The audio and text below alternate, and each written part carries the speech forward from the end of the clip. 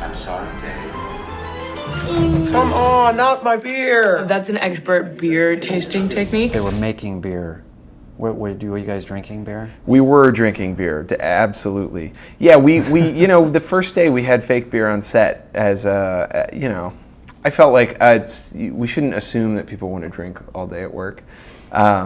You know, I mean, the fake beer doesn't taste very good, and it was almost instantaneous that the actors were like, "Ugh, let's just drink real beer." Yeah, I've heard a lot of great things about you, and we're excited to have you. Really? Good. Yeah. Where did this idea come from?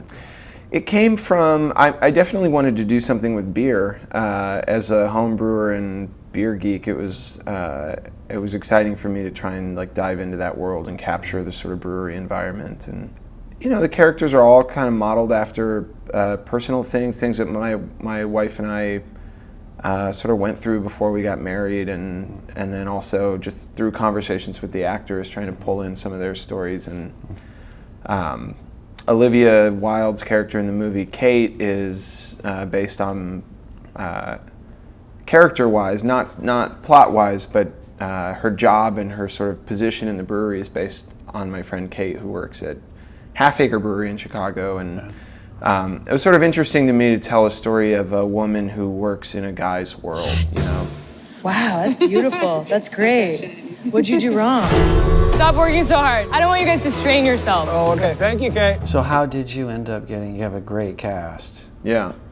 And how did they all get connected into the picture? Well, I didn't know at the time, but Olivia said that it was actually Jason Sudeikis who knew my movies and sort of heard that I was doing this thing, and she said that they like had a little Joe Swanberg Film Festival and like watched a bunch of my stuff, and he sort of told her that she should, you know, at least talk to me about it. Mm-hmm. And I had been a fan of hers. I saw her in that movie Alpha Dog.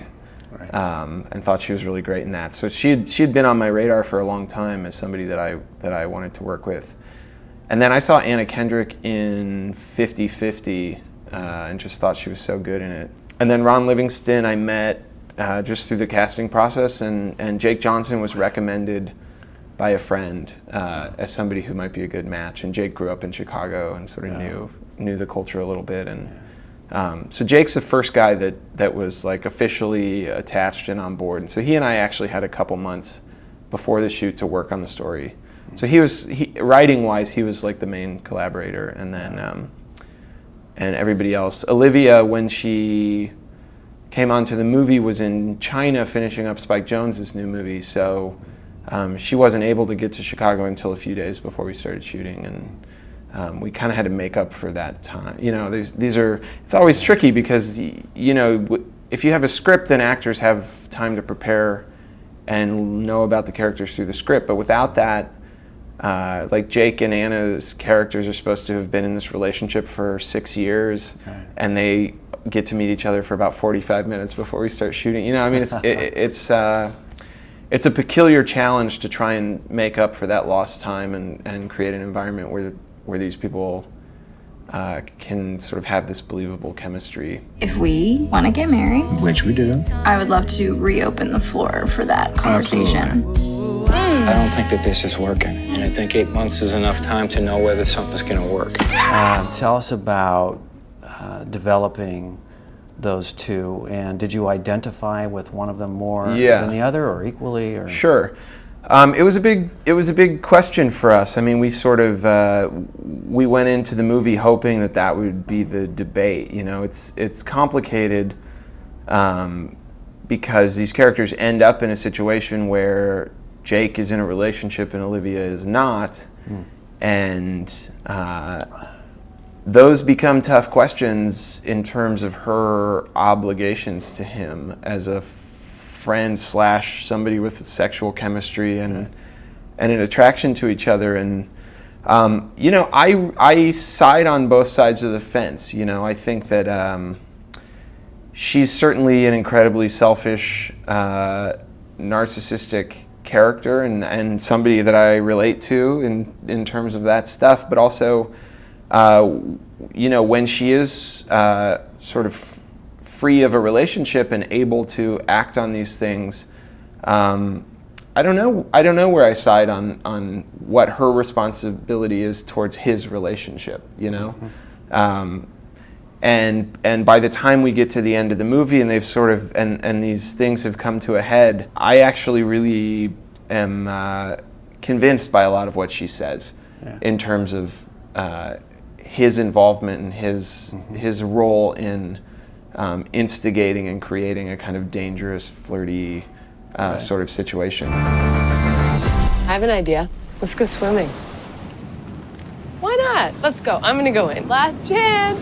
Come on. So what, in making this movie, what for you was the most fulfilling and rewarding aspect of it?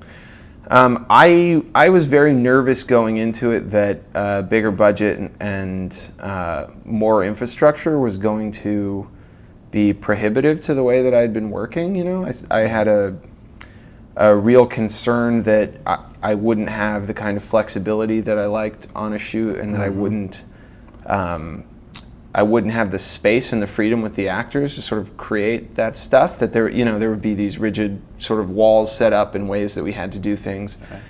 And it was really fulfilling and exciting to realize that having all those people around just meant that I had so much extra help, you know, and that the things that I'd been really resistant to for a long time, like working with a crew and having department heads and sort of an office and all these things, allowed me a ton of freedom to be a director, to just be a director. Because on the smaller movies, I take on so many of the roles myself that often by the time I get to set, I'm exhausted from being a producer and a caterer and a wardrobe person and everything else. Yeah. It was really a pleasure to wake up every day and drive to set and have my only job be working with these actors and trying to tell this story. Tonight, no one's going home to their significant other because I no longer have one. Well, you know, everybody here would concur with me completely that this is one of the best films we had in the festival this year. That's really nice, and thanks. the audiences loved it, so we hope we get you coming back. Would love to. As often as possible. Awesome. And anytime that you'll join us on SIFF TV, yeah, it's if I just get to sit and talk and drink beer, anytime. Name the time. Absolutely, you're on. Cheers. Be curious.